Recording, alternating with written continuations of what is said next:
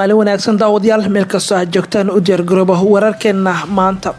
waa khamiis taariikhdu ay ku beeganta 7 Janaayo 2021 wararkeena saaxiibyaalkooda ugu waaweyn waxaa qayb ka ah yuu ahaa bartilmaameedka qaraxii maanta ka dhacay wadada Cabdiqaasim ee Muqdisho faahfaahin ku saabsan qaraxaasi cidda lala dal lahaa qasaaraha ka dhashay iyo tirada dhimashada wararkii ugu dambeeyay xaaladda caasimadda dagaalo culus oo xalay ka dhacay degmada Afgooye ee Shabeellaha Hoose iyo tirada dhimashadu aad u sii kordhaysa faahfaahin ku saabsan dagaalkaasi Cabdiraxmaan Cabdshakuur oo saddex ujeedo ka leh taageerada dhaqaale ee weydiistay dadka shacabka Jarnaal Galaal oo beesha Hawiye hal arin u weydiinaya gudoomiye Cabdi Xaashi Uganda waxay qarka u saaran tahay in ciidankeeda ay kala baxdo Soomaaliya barihii bulshada ee madaxweyne Trump oo la xanibay qodobadaasi kuba kale ayaana qayb ka wararkeena qayb ka noqo saaxiibada ku xiran channelkeena subscribe inoo dhegan balaalkana taabo say kugu soo dhacaan muuqaalada warbixinada xogaha iyo sheekooyinka gaarka ah halkan aan ku baahino aynu ku bilaabnay uu ahaa bartilmaameedkii qaraxii maanta ka dhacay wadada Cabdiqaasim ee degmada Hodan ee gobolka Banaadir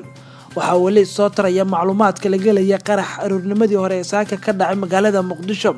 ciidamada dawladda gaar ahaan kuwa booliiska ayaana faahfaahin dheeriya ka bixiyay kadib howlgalo ay sameeyeen qarax ayaa wuxuu ka dhacay wadada Cabdiqaasim oo ku taala degmada Hodan ee gobolka Banaadir qaraxa oo haamiino waxaa lala eegtay sarkaal ka tirsan ciidanka asluubta xilligaasi maray agaarka dhisma u dhow ama dhismo ay ka guurtay safaaradda Qatar oo xindaabkaasi ku taala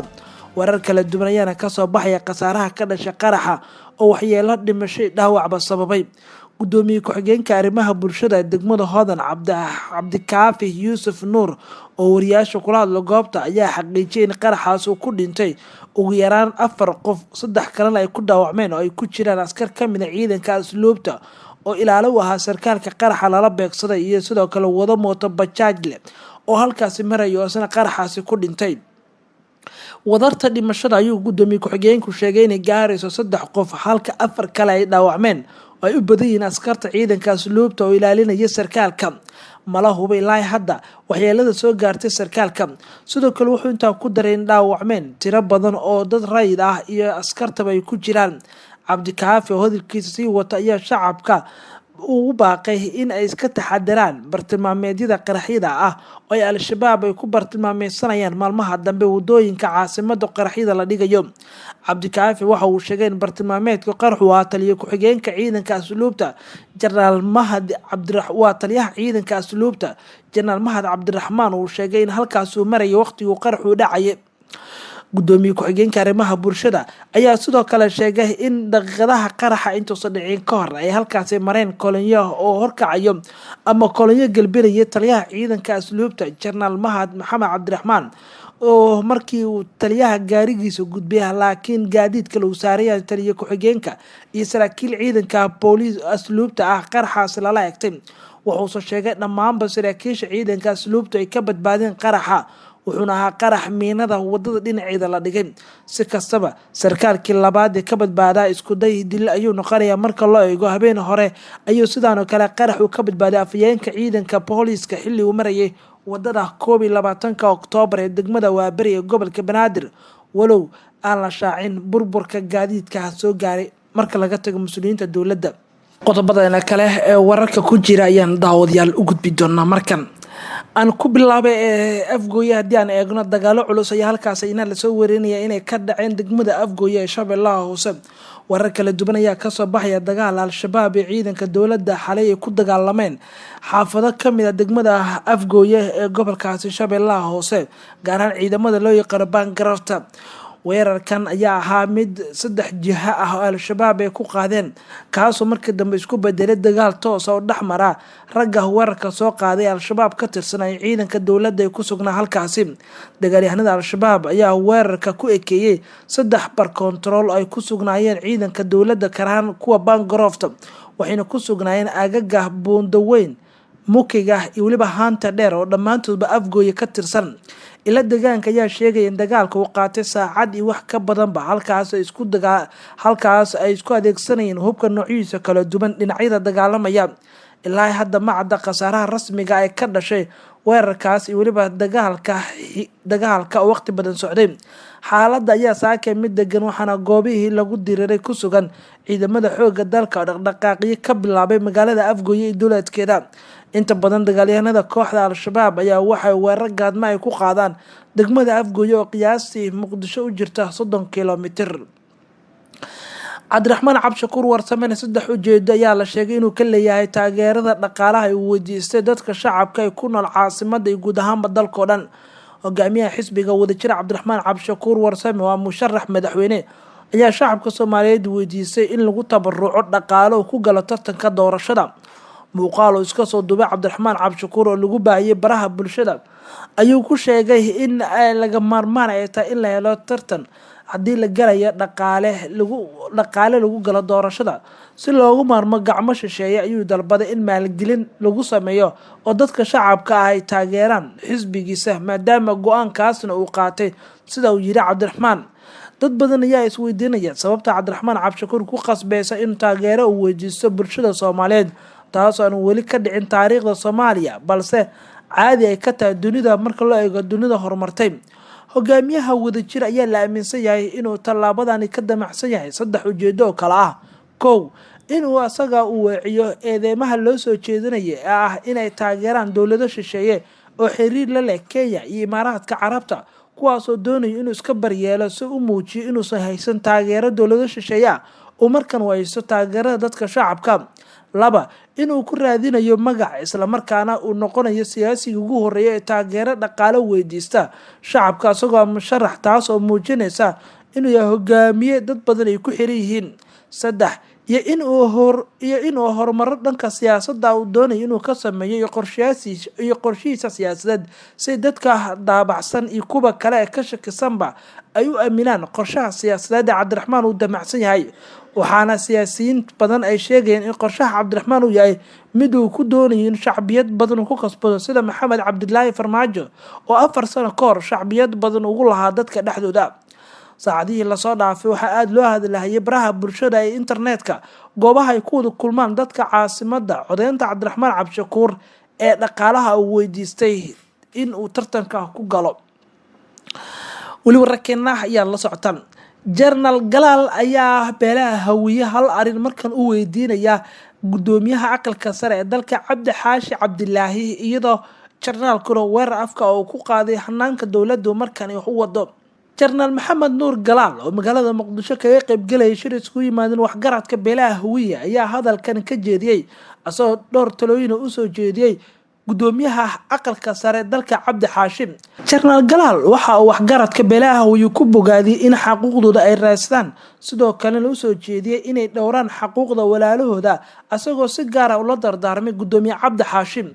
Golaha aqalka sare ee baarlamaanka Soomaaliya waxaa gudoomiye ka ah nin la yiraahdo Cabdi Xaashi Cabdulaahi. Ninkaas waa nin wadani ah aan isleeyahay waa nin aan hubo ayuu yiri General Galaal asagoo hadalkiisa sii wato. Generalka ayuu yiri sidaad ogtihiinba wuxuu ka dhashay ama uu ka soo jeeda gobolada waqooyi laakiin waqooyi kaliya uma eka nin u shaqeeya Cabdi Xaashi marka loo fiiriyo xanaankiisa siyaasadeed. Ayuu yiri hawiye haddaad tihiin waxaan u baahanahay in Cabdi Xaashi si fiican aad ula shaqeysaan ayuu yiri in la ixtiraamo iyo waliba awood qaybsiga beelaha. Sidoo kale General Galaal ayaa gudoomiye Cabdi Xaashi iyo waliba ku tilmaamay inuu nin rugcadaas siyaasadeed kuna baaqay in laba jibaaro dadaalada ku saabsan sidii marka la hoggaanka aqalka sare Cabdi Xaashi ugu soo noqon lahaa iyo inay taageeraan beelaha hawiye dhaqdhaqaaqa Cabdi Xaashi. waxaan aad ugu faraxsanahay in dad badan oo maanta diyaar u ah in midnimo la baadigoobo. waxaan arkaynaa in midnimada uu horkacaya Cabdi Xaashi ayuu yiri jarnaalka. waxa uu sheegay in ay muhiim ay tahay in la ilaaliyo midnimada Soomaaliya iyo Somaliland si midnimada loo helase dadkeena ka soo jeeda waqooyiga ee ku sugan caasimadda waa inaan ilaalinaa nidaamkooda awood qaybsiguna ay ka soo dhex muuqdaan hanaanka dowladnimo ayuu sii raaciyay General Galaal. waxaan maqlayaa madaxweynaha Somaliland Muuse Biixi oo ka muuqda mid fikir xoog leh gelinaya in uu go'o hase yeeshee taasi suurtagal ma noqonayso ayuu yiri jarnaalka. Sidoo kale jarnaalka ayaa sheegay in madaxweynihii hore ee Somaliland Cigaal mar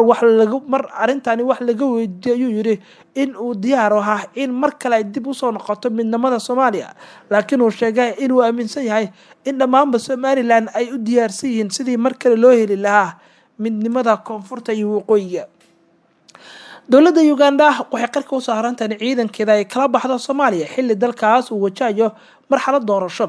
madaxweynaha dalkaas Uganda Yoweri Museveni ayaa si toos ah u sheegay in Soomaaliya kala soo bixi doono qaar ka mid ah ciidamadiisa ka howlgala gudaha dalka kuna howlgalaya magaca Midowga Afrika. Museveni ayaa sheegay inuu wajahayo xaalado adag oo u baahan in laga gudbo inta lagu guda jiro howlaha sugidda amniga doorashooyinka ee ka dhacaya gudaha Uganda 14 Janaayo. Saas darteed laga maarmaan ayay noqon doontaa inaan kala soo baxno ciidamadeena jooga Soomaaliya ayuu yiri. waxa uu sheegay in duruufo amni ay ku qasbtay in ay qaataan tallaabooyinkan ciidamadu ay kala soo baxaan Soomaaliya, asagoo xusay in ciidamada sida gaarka ah u ilaalin doona amniga guud ee caasimadda Uganda ee Kampala ay noqon doonaan kuwa Soomaaliya laga keeni doono. xubnaha mucaaradka waxay ku hanjabeen inay gubayaan kaalmaha shidaalka ee Kampala, wuxuuna ka baqaya in rabshado ay sameeyaan. sidaas darteed waa inaan helnaa ciidamo badan oo ka hortaga rabshadaha ayuu yidhi Museveni. cabsi la xiriirta dhanka amniga ayaa dalkaas Uganda ka taagan kadib markii la sheegay in Museveni mar labaad uu doonayo inuu ku soo sharaxo tartanka doorashada. cabsida ugu weyn la xiriirta dhanka amniga ee Uganda ayaa timid wixii ka dambeeyay markii uu dhawaan ay dhaceen iska horimaadyo oo maalmo socday una dhaxeeyay taageerayaasha iyo mucaaradka kadib markii booliisku ay xireen musharax madaxweyne ee caanka ah ee mucaaradka ay kasoo horjeeda Museveni. dowladda Uganda ayaa ah dowladda ugu horeysay uguna badan ciidamo ee ka jooga Soomaaliya howlgalka loogu magac daray AMISOM iyagoo taageeraya dowladda federaalka Soomaaliya. madaxda ugu sareysa Midowga Afrika AMISOM ayaana ka hadlin go'aanka Uganda ee ciidamada kala baxayso Soomaaliya.